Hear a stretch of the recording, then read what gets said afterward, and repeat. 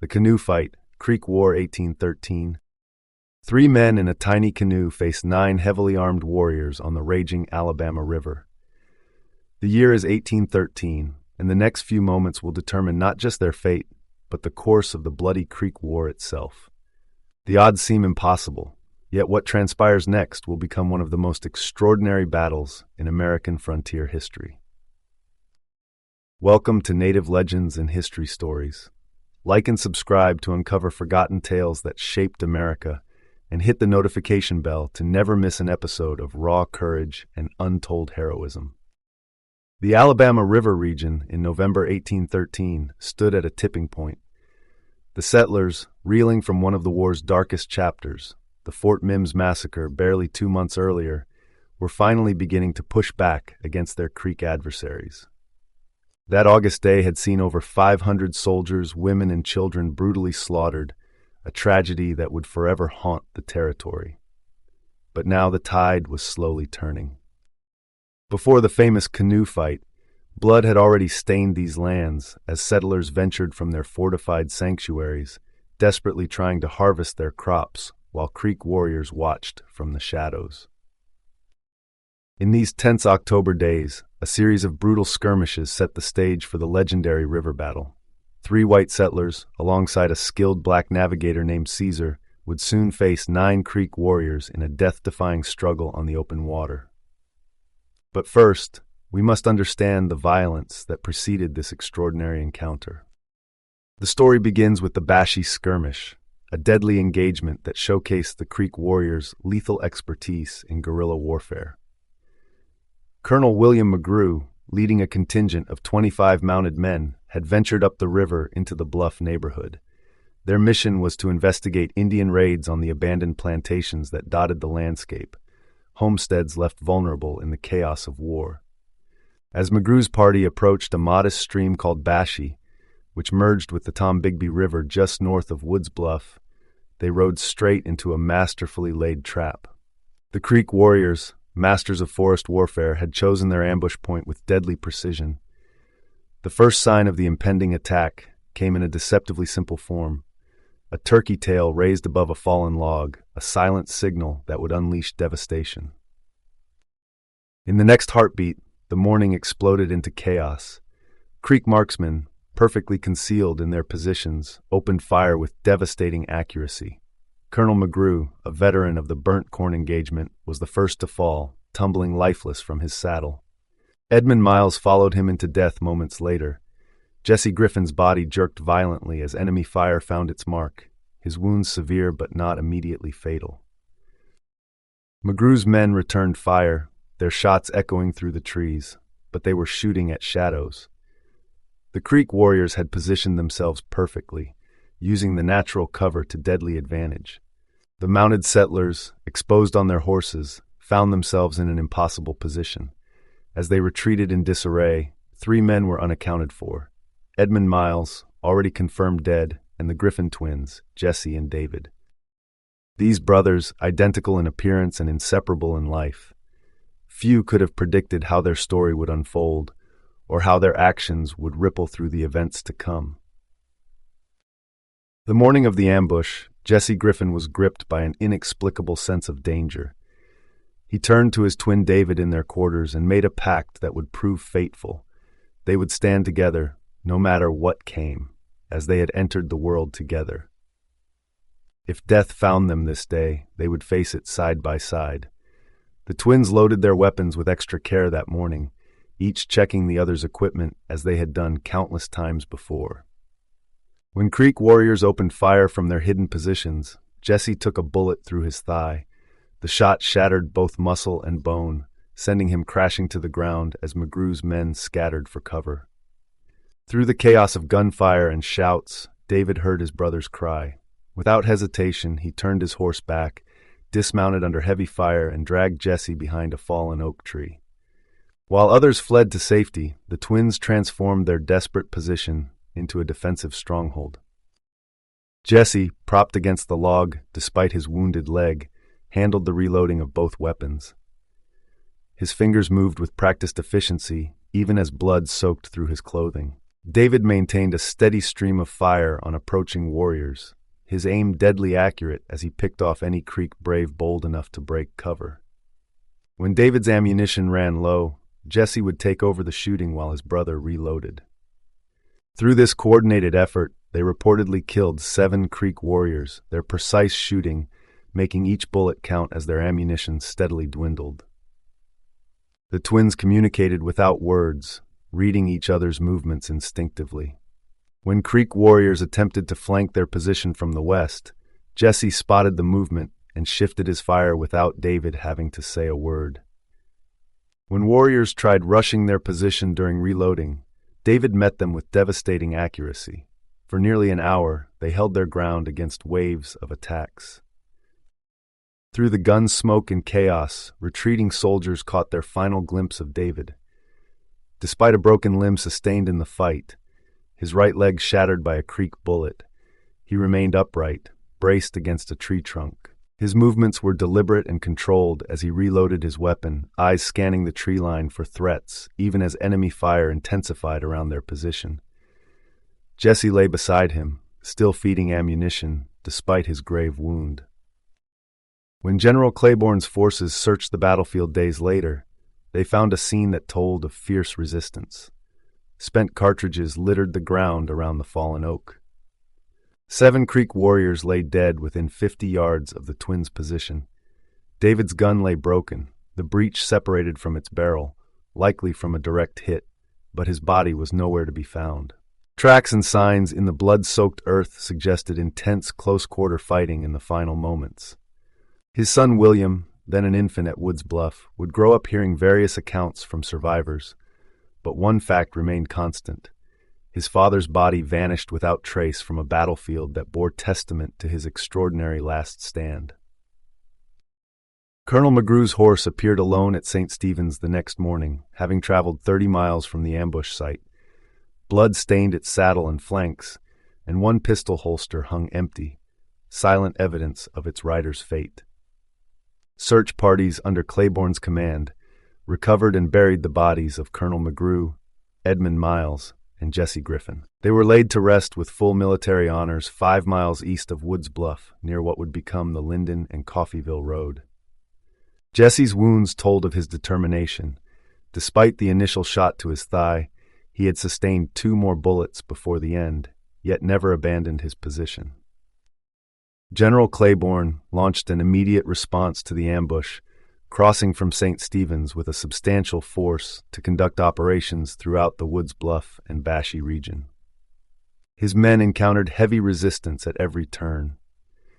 Creek warriors employed the same guerrilla tactics that had proved so effective at Bashy Creek, striking from concealed positions before melting away into the dense forest. Captain William Bradbury, a veteran of the Burnt Corn Battle, known for his aggressive pursuit of Creek war parties, took fatal wounds 2 miles above the Lewis Mitchell Place, along the old Coffeyville and Woods Bluff River Road.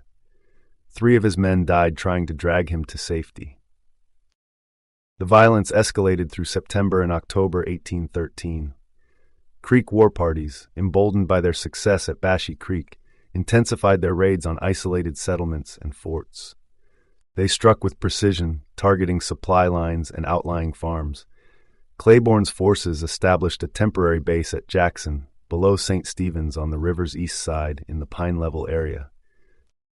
From this position, they attempted to protect settler communities, while awaiting General Flournoy's authorization to advance deeper into Creek territory.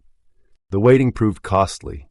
Each day brought new reports of burned homesteads and settler casualties. Farms that had stood for generations were abandoned overnight, their owners fleeing to the relative safety of fortified positions along the river. The Bashy Creek ambush and the Griffin twins' last stand marked a turning point in the conflict. Creek warriors had demonstrated their mastery of forest warfare, while the settlers showed they would fight to the death to defend their homes. The stage was set for even bloodier confrontations as both sides committed fully to what was becoming a war of extermination. The supply mission departed Fort Madison at dawn. 2 wagons led by Jim Dale and Malachi Sharboe, accompanied by a detachment of soldiers, heading 1 mile north to gather corn for the garrison. In their wake, Beard, still recovering from illness at Makaja Benji's residence, borrowed a horse and set out toward Benji's farm. Armed with a saber and holster pistols, he planned a quick trip to collect potatoes and collards. Near the fort's gate, he passed a soldier returning for additional cartridges, his ammunition box nearly empty. Benji's farm lay precisely 0.5 miles north of the fort, a 2-acre plot perched on a ridge. 3 massive pine trees had once dominated the southwest corner until Benji felled them. Their massive trunks now stretched parallel down the western slope, branches tangled together. The main road, originally running along the western fence, now curved left to avoid these fallen giants before rejoining its original path near the northwest corner. 5 Creek warriors had transformed these fallen pines into a perfect hide. When the supply wagons passed, the large soldier escort deterred them. They remained motionless, watching the convoy disappear around the bend. Minutes later, Beard approached alone along the old road section, riding between their position and the fence. Beard dismounted at the northwest corner, secured his horse to the fence posts, and climbed over. He left his pistols in their holsters, keeping only his saber as he began cutting collards. The soldier he'd met earlier, cartridge box now replenished, hurried back along the road toward the wagons. At 200 yards from the patch, the soldier froze. 2 Creek warriors exploded from the pine branches, vaulting the fence with war cries piercing the morning air. Beard dropped his harvest and sprinted for the eastern fence, warriors closing the gap with every stride. He cleared the fence and raced along its length to the southeast corner, veering onto a hog trail that led toward the main road where the soldier stood. The soldier raised his musket but couldn't fire.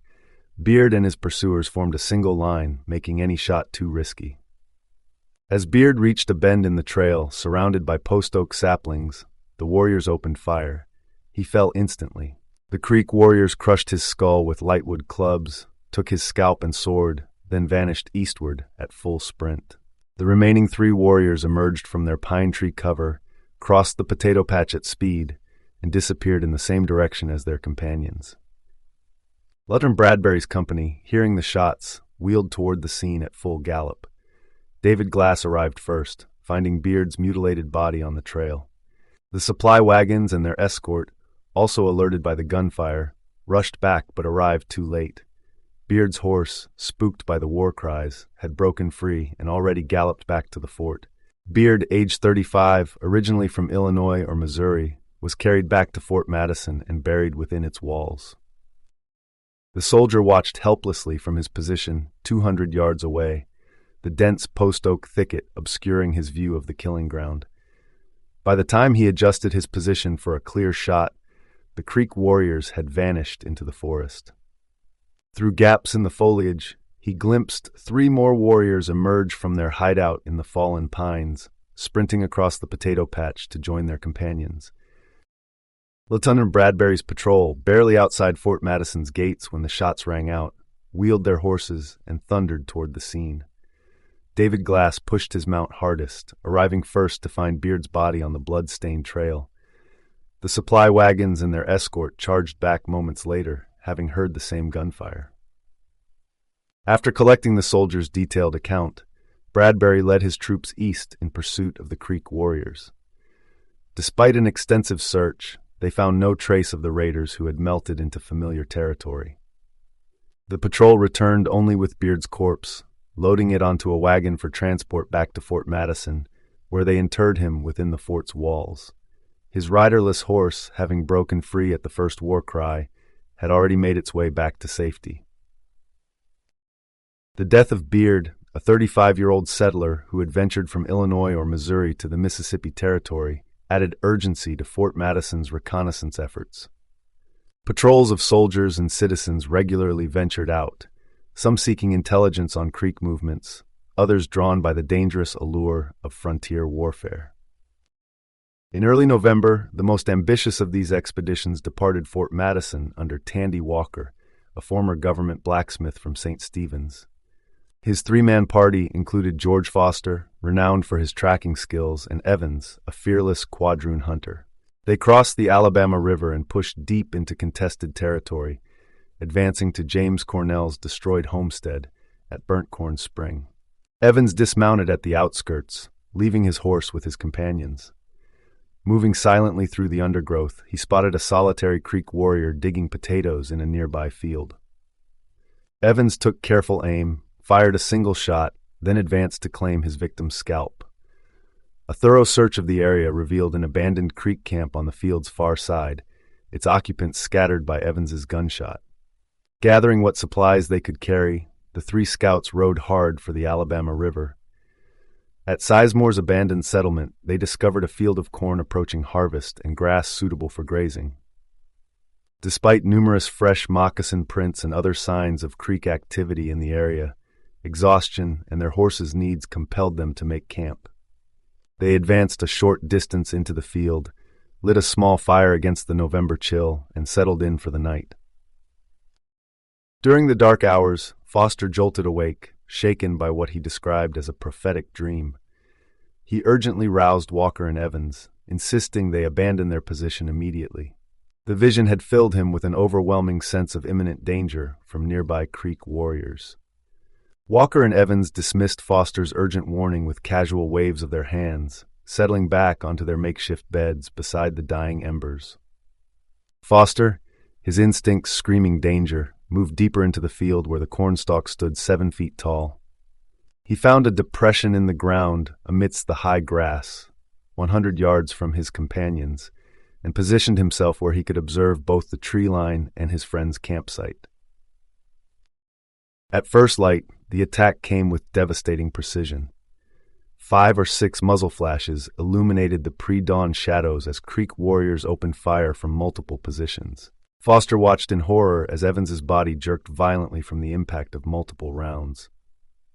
The initial volley was followed immediately by the thunder of feet as warriors armed with knives rushed the campsite from 3 directions. Foster took advantage of the chaos to slip into the canebrake, pushing through the dense vegetation that stood twice his height. Behind him, he heard the sounds of pursuit and combat fade as he forced his way through the thick growth for over 2 miles.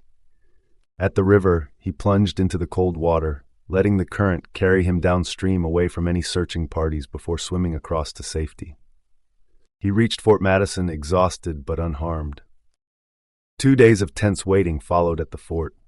Then at midday, sentries spotted a figure stumbling through the trees. It was Tandy Walker, barely conscious and grievously wounded. 3 bullets had shattered his right arm, rendering it useless. Another shot had struck with such force that it dented the butcher knife in his belt, leaving his entire left side a mass of dark bruising. His clothes were stiff with dried blood, and 48 hours of exposure had left him feverish. Once treated by the fort's surgeon, Walker provided a detailed account of the ambush. The Creek warriors had positioned themselves in a semicircle around the camp during the night, waiting for the exact moment when darkness began yielding to dawn. Their first volley killed Evans instantly. Walker, despite being hit multiple times, managed to leap to his feet. His years as a government blacksmith had given him tremendous strength and stamina, which he now used to sprint through the 8-foot-high corn stalks and dense grass. The Creek warriors pursued him in groups of 2 and 3, but Walker's renowned speed, he had once outrun a mounted patrol over a quarter-mile distance, allowed him to stay ahead of them. He reached the canebrake 400 yards ahead of his closest pursuers. There he crawled deep into the vegetation, using years of frontier experience to cover his tracks. For over 6 hours, Walker remained motionless as Creek search parties methodically combed the area. Multiple times they passed within arm's reach of his position. He could hear their discussions in Creek and English as they tried to track his path. The search intensified when they found drops of his blood on broken cane stalks. Finally, a distinctive signal blast on a powder charger echoed through the canebrake, 3 short bursts followed by a long one, calling off the search parties. Walker waited an additional 4 hours after the last sounds of searching ceased. Darkness brought new challenges. His wounds had stiffened, fever set in, and he had lost significant blood. At the river's edge, he spent 2 hours gathering and lashing together enough cane stalks to support his weight. With only his left arm functioning, he clung to the makeshift raft and used his legs to propel himself across the Alabama River's swift current. The journey to Fort Madison became an ordeal of endurance. Walker crawled when he could no longer walk, navigating by the stars through familiar territory that now seemed alien in his fevered state. Every movement sent fresh waves of pain through his shattered arm. He would later recall stopping more than 20 times when unconsciousness threatened to overwhelm him. The final mile to the fort took him over 3 hours to cover. The official report recorded the date as November 5, 1813. The incident highlighted the increasingly brutal nature of the frontier conflict. Creek warriors had perfected their tactics of ambush and pursuit, combining traditional woodland skills with captured firearms and an intimate knowledge of the territory. They could strike without warning, inflict maximum casualties, and vanish before retaliation arrived. Their raids targeted not just military patrols, but also isolated homesteads, where they took scalps, prisoners, and any useful supplies before disappearing into the vast wilderness. Yet history had demonstrated that in direct confrontations, determined settlers could match and overcome the Creek warriors' considerable fighting prowess. One of the most famous examples had occurred generations earlier on the Atlantic coast, when Captain Miles Standish and 3 Plymouth comrades confronted 4 powerful Indian chiefs, Pecksnot, Wettawamut, and 2 others, who had orchestrated a complex conspiracy to obliterate Weston's colony before launching a larger assault on the Plymouth settlement. Standish employed sophisticated counterintelligence tactics, infiltrating the Indian camp under the guise of routine trade. He patiently cultivated relationships while gathering intelligence, waiting for the perfect opportunity to strike. That moment arrived when all 4 conspirators gathered in a single cabin, believing themselves safe among what they thought were unsuspecting victims. Standish and his men secured the door from inside, deliberately trapping themselves in close quarters with the chiefs. The friendly Indian Habamak stood as witness when the confined space exploded into savage hand-to-hand combat. No war cries or shouts disturbed the violent encounter, only the impact of traded blows, the crash of bodies against walls, and the labored breathing of men locked in a desperate struggle for survival. The brutal combat in the confined cabin reached its savage conclusion. Each Plymouth fighter overcame his opponent through superior combat skill and determination. Captain Standish himself squared off against the massive Pecksnot, a warrior who had previously mocked the captain's small stature, boasting of his own strength and courage. Despite the physical mismatch, Standish's military experience proved decisive as he brought down his formidable opponent. Within moments, all 4 Indian chiefs lay dead, while their Plymouth opponents stood victorious. This confined battle of 4 against 4 would find its parallel in an even more dramatic confrontation on the Alabama River, though here the odds would prove far more lopsided, with 3 settlers facing 9 Creek warriors in a fight that would test the limits of human courage. The setup for this legendary encounter began in November 1813, as hostile Creek war parties intensified their raids on Alabama River settlements, foraging for supplies and striking vulnerable targets. Captain Dale, determined to push the raiders east of the river, secured permission from Colonel Carson at Fort Madison to mount an offensive operation. Dale assembled a substantial force, 30 Mississippi volunteers under Lieutenant Montgomery, combined with 40 Clark County militia led by Lieutenant G.W. Creek. The expedition departed Fort Madison with Dale and his lieutenants at the helm. Their first day's march northward through abandoned plantations proved uneventful. On day 2, they shifted southeast toward the river, where they used 2 canoes to cross at French's Landing, known locally as Braziers. They made camp on the bank, their men suffering through a cold night in inadequate clothing. At sunrise, they resumed their advance. Jeremiah Austilll, son of Captain Evan Austilll, managed the 2 canoes with 6 men assisting him, keeping pace with Dale's main force as they moved along the eastern bank. The first sign of contact came when they spotted a canoe loaded with Creek warriors descending the river. Upon discovery, the warriors quickly paddled to the dense cane brake at Randon's Creek's mouth, disappearing from view. A separate group of warriors encountered Dale's men on the bank, but retreated under fire. The exchange left one warrior dead and several wounded. The difficult terrain along the eastern bank forced Dale to order a crossing back to the western side. However, 12 men including Dale, Smith, Austilll, Krieg, Elliott, and Brady remained behind, preparing a late breakfast and roasting sweet potatoes in a small clearing. Their meal was interrupted by shouts of alarm from the western bank. Abandoning their food, they rushed to the riverbank with weapons ready. A large war canoe appeared, carrying a chief and 10 painted warriors. While Creek forces on the eastern bank held their position, 2 warriors from the canoe leaped out toward shore. Smith's accurate shot dropped one, while the other escaped eastward. The remaining 9 warriors in their war canoe continued downstream, presenting an imposing sight. Dale had only a small canoe on the eastern shore, manned by a black navigator named Caesar. He ordered the larger canoe to be brought over, but when 8 men attempted to execute this command, the menacing presence of the 9 warriors in their approaching vessel gave them pause. The 8 men retreated to the western shore, leaving Dale furious at their hesitation. In a moment of audacious courage, he proposed attacking the larger canoe with only their small dugout. The tiny craft could barely hold 4 men, Caesar at the paddle and 3 fighters. Without hesitation, Dale stepped into the unstable vessel, followed by Smith and Austilll, who took position in the precarious prow. The size difference between the vessels was staggering. The settlers' dugout barely kept them above water, while the Creek warriors' war canoe could accommodate 11 or more men. Every movement risked capsizing their craft, while the Creek warriors stood stable in their larger vessel. The 9 warriors maintained their positions, weapons ready, watching the smaller craft approach. At Dale's command, Caesar's powerful strokes drove their dugout straight toward the war canoe. The 3 Americans raised their weapons for an opening volley, but disaster struck. Only 1 gun fired, its shot having little effect. The other 2 weapons priming had been dampened by river spray. They were now committed to close-quarters combat with virtually no firepower. The date was November 12th, a pivotal moment in the Alabama frontier conflict. On the western bank, 61 American observers watched in tension.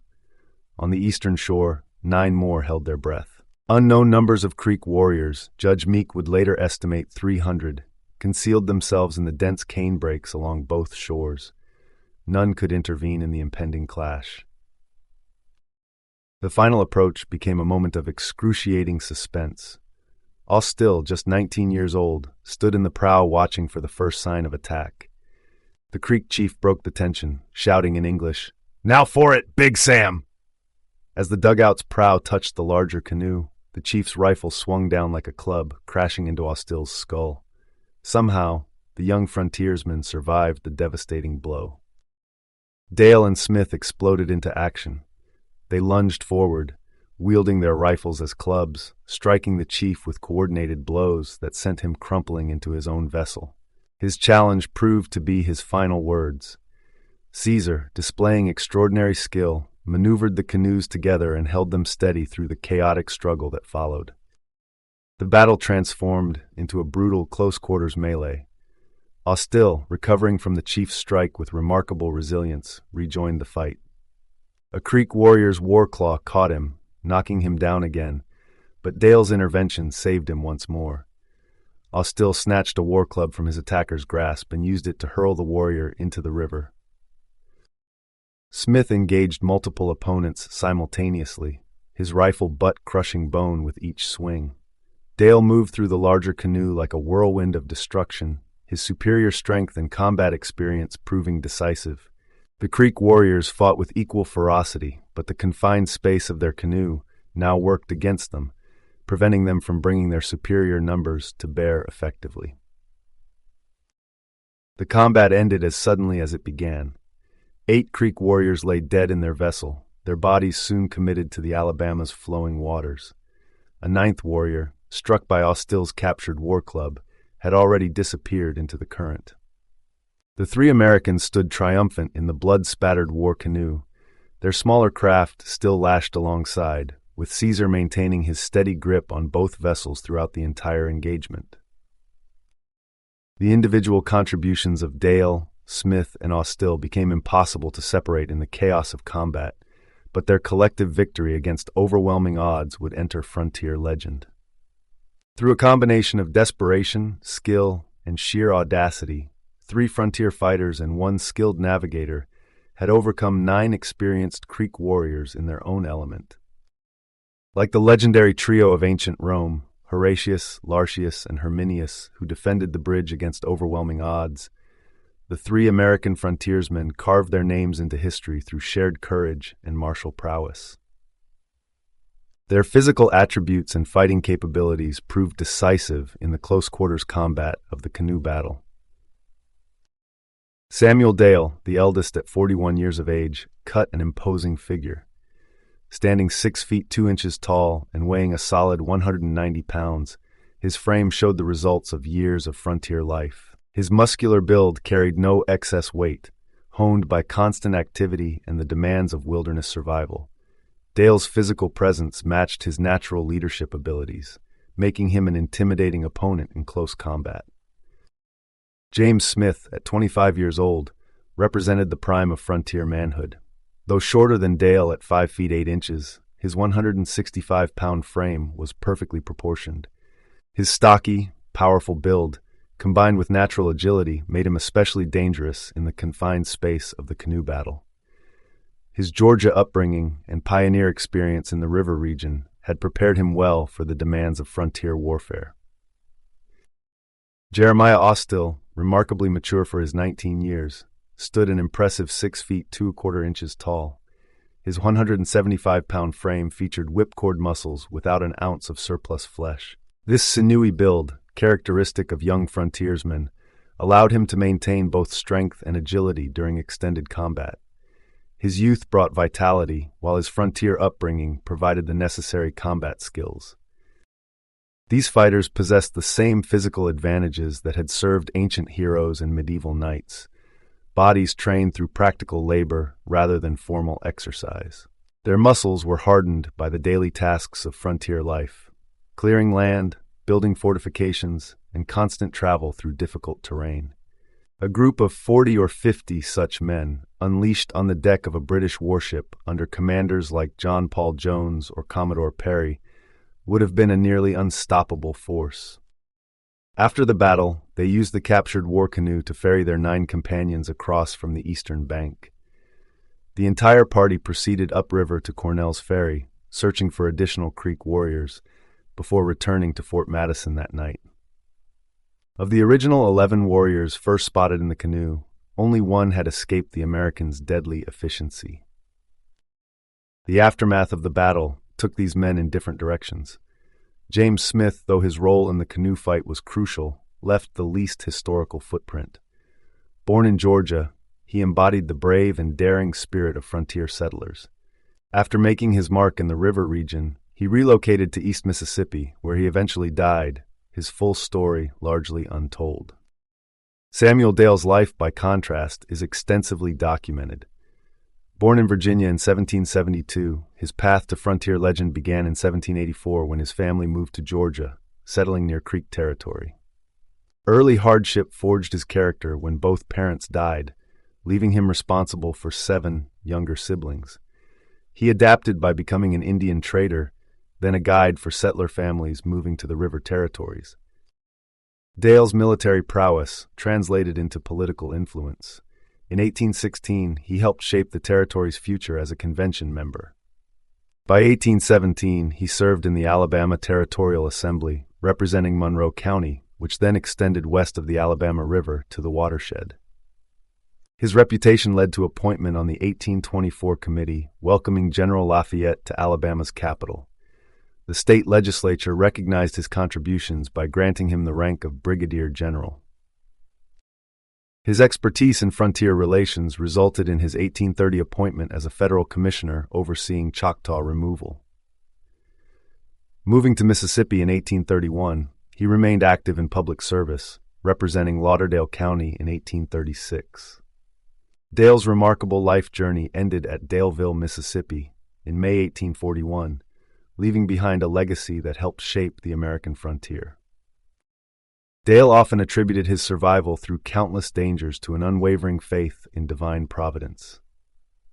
But among the legendary figures of the Creek War, Jeremiah Austilll, later known as Major Austilll, carved out his own remarkable path through American frontier history. Born in South Carolina in 1794, Austill's early years provided unique preparation for his future role. He spent his formative years among the Cherokee people, absorbing their customs, trading practices, and warrior traditions. At age 18, he and his family relocated to the Mississippi Territory, where he would soon make his mark in the Creek War. After distinguishing himself in the conflict, Austilll transitioned into civilian life with characteristic adaptability. He secured a position as clerk at St. Stephen's, working in the mercantile establishment of his uncle, Colonel David Files, who served as quartermaster of the army. Following his uncle's death in 1820, Austilll stepped into public service as deputy marshal. His career continued to flourish in Mobile, where he served as both clerk of the court and city weigher. His natural leadership and administrative abilities led to his election as Mobile's representative in the state legislature. In 1824, drawing on his extensive experience in trade and administration, Austilll established himself as a commission merchant. The enterprise prospered for 13 years until the devastating financial crash of 1837. At its peak, his business served 400 customers, but the economic collapse left him with staggering losses of $170,000. Austilll had based his business practices on principles learned during his years among the Cherokees, expecting the same level of honor and straightforward dealing he had experienced in Indian trade. The harsh reality of white settlers' different business ethics proved a costly lesson. In 1840, Austilll purchased the Tombigbee River plantation near Fort Kearny. By 1844, he established his permanent residence in the pine-covered uplands, 2 miles from the river. The choice of location near Fort Kearny held special significance, tied to a romantic chapter in his life. The story began on a fateful night in 1813 when Austilll, serving as bearer of dispatches to General Claiborne, arrived at Fort Kearny. John Eads opened the fort's gate, accompanied by his 8-year-old daughter. The dark-eyed girl observed the tall, young messenger who shared their evening meal before continuing his dangerous mission. Years later, their paths crossed again at St. Stephen's Academy, where Austilll, then a young clerk, found himself drawn to the girl who had grown into a striking young woman. Fate initially led him in a different direction. Marriage to another woman followed, but ended in tragedy with her death, leaving no children. When Austilll later encountered his first love again, the girl from Fort Kearny who had captured his imagination years before, they realized their deep connection had endured. Their marriage proved lasting, producing 2 sons and 3 daughters. Austilll possessed an unusual sensitivity to premonitions and spiritual impressions. In 1818, while recuperating in New York City from a devastating bout of yellow fever that had reduced his weight from 180 to 96 pounds, he experienced an overwhelming sense that his father had died. He immediately undertook the arduous 23-day journey home, considered remarkably swift for the time, only to confirm his presentiment was accurate. Throughout his life, Austilll demonstrated the same decisive character that had served him in the canoe fight. Whether in military action, business ventures, public service, or personal relationships, he approached challenges with unwavering determination. His experiences among both Native Americans and settlers gave him unique insight into both cultures, though the harsh realities of frontier development sometimes conflicted with the principles he had learned in his youth. Austill's strange sensitivity to significant events manifested once more in 1841. While living at Cottage Hill near Mobile, he experienced a vivid vision at 3 o'clock in the morning. A mysterious figure appeared to him announcing, "Dale is dead. He died this morning at 3 o'clock." Days later, a letter arrived from an unknown correspondent, containing those exact words. After years managing his plantation, Major Jeremiah Austilll passed away on December 8, 1879, at age 86. His death marked the close of an era, leaving behind a legacy of honor, service, and unwavering patriotism on Alabama soil.